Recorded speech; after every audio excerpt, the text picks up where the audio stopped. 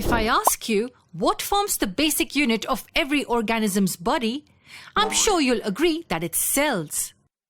This seems obvious now. But how was this discovered? How were cells discovered? Who worked on cells to understand them so well? Let's answer these questions. For that, let's get back in time and begin with understanding the milestones in the history of cell studies. The time dates back to around 1665 when a legendary English scientist named Robert Hooke came up with an interesting concept.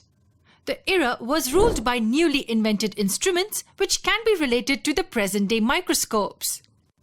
Robert Hooke, with a self-designed microscope, observed a thin slice of a tree cork.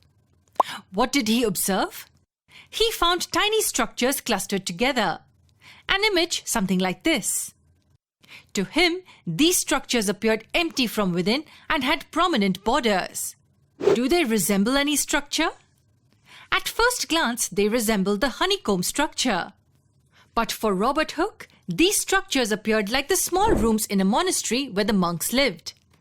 With this in mind, he named these empty structures cells. Why cells? The literal meaning of the term cells was the empty rooms where monks or nuns lived. That is why he named these as cells. So he was the one to coin the term cells. Although his discovery was brilliant, do you think this much information is sufficient to study about life? The cells seen by him were like empty boxes. So what next if there is nothing inside the cell? There's a lot more. Let's move a bit forward in this timeline. Fascinated by glasses and lenses, a Dutch businessman made his own microscope. He was none other than Anton van Leeuwenhoek.